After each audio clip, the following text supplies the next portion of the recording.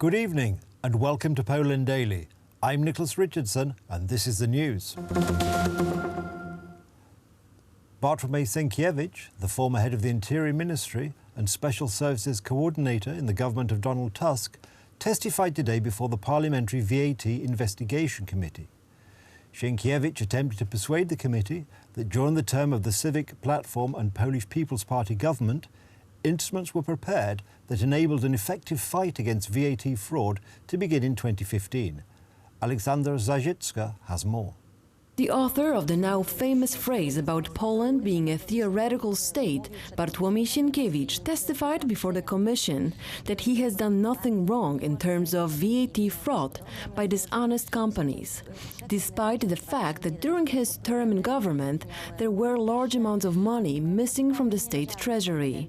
He denied that the problems with collecting VAT were non-existent, and this in fact was not within his jurisdiction, as these matters were the responsibility of the Finance Ministry. He stated that his Interior Ministry and Special Services initiated actions which could be then implemented in 2015 by the current government, and this successful battle against VAT fraud is a success of both the previous government, because they introduced tools that the present government that implemented them in an effective fight against the VAT mafia.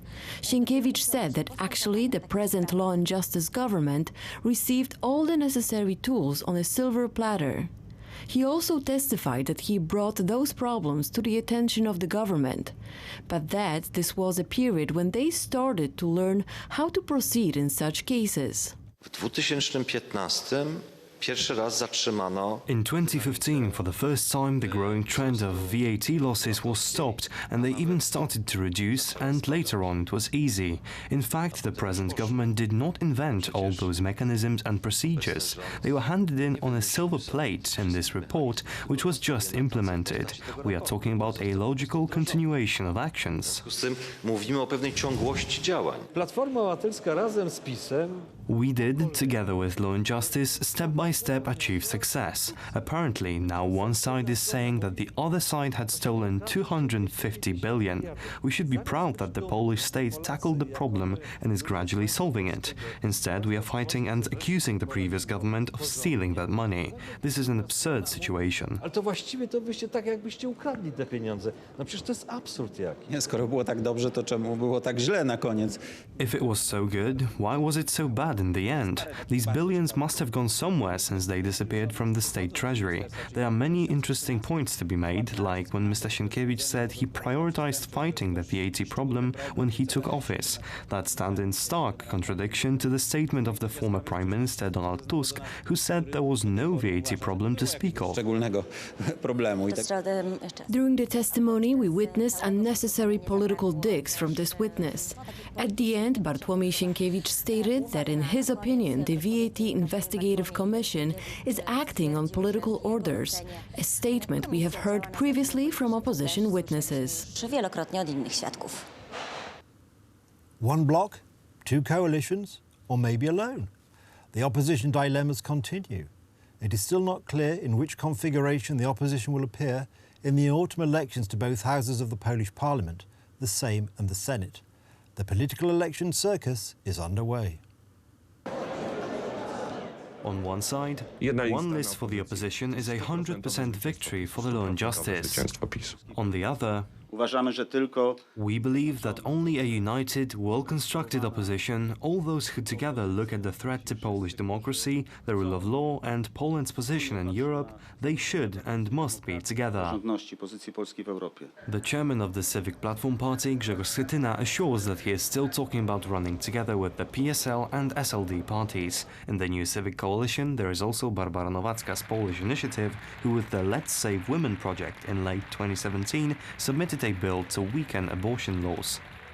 There is no worldview discipline in the PSL, and secondly, the chairman, Władysław Kosiniak-Kamysz, is known for rejecting this project by Barbara Nowacka, something that Jarosław Kaczyński, for example, did not do. Won't this be a problem if you run in the elections jointly?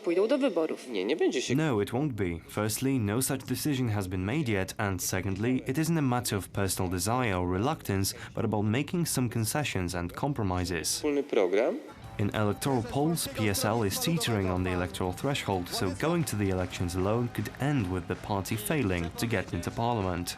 Pan prezes Kosiniak-Kamysz jest pod dużą presją. If a structure called the Polish Coalition was to be formed as a coalition bloc, then from a purely tactical perspective, I can say that it isn't profitable for PSL to go alone. Powstać struktura o nazwie Koalicja Polska. On July 6th, at the meeting of the Supreme Council of the Polish People's Party, the final decision will be whether the people will go with Schetyna separately or maybe in another configuration.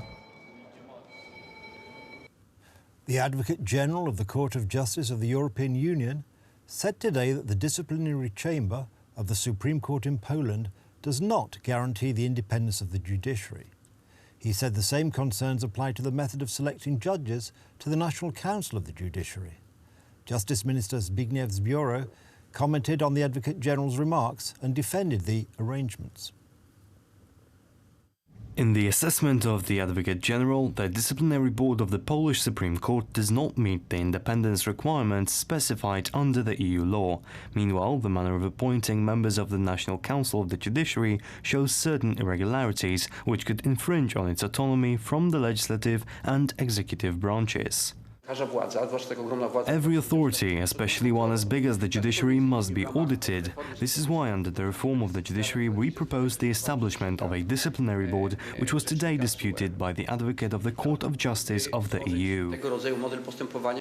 There was a great deal of confusion during the first television debate of Democratic Party candidates for next year's presidential election in the United States. The criteria for qualifying for the debate was met by 20 candidates, which is why it was necessary to hold it over 2 days. At one point, the studio sound failed, and the debate had to be halted for a few minutes. Having 10 candidates on the stage also made for an awkward debate, with candidates rushing their answers. All of which amused President Trump, who was watching the debate from an aeroplane. The most interesting part of the debate turned out to be the technical problems, which were so serious that it was necessary to stop the transmission. The President of the United States, Donald Trump, laughed at the whole situation. NBC News and MSNBC should be ashamed of themselves for having such a horrible technical breakdown in the middle of the debate. Truly unprofessional and only worthy of a fake news organization, which they are.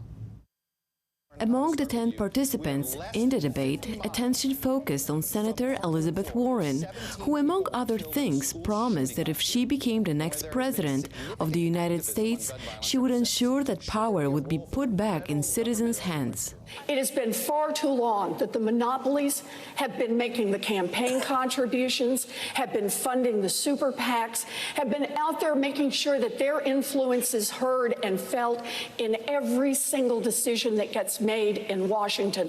Where I want to start this is I want to return government to the people, and that means calling out the names of the monopolists and saying I have the courage to go after them. The mayor of New York, Bill de Blasio, said that the United States should stop cooperating with anti-democratic big corporations.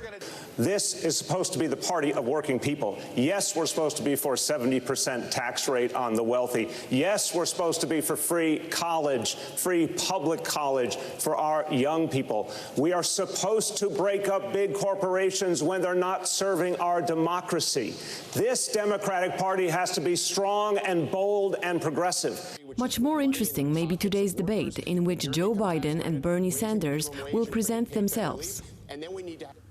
That's the news. Thank you for watching. Stay with us for the weather, Poland Daily Business, and more programs. But from me, it's have a good night and a better tomorrow.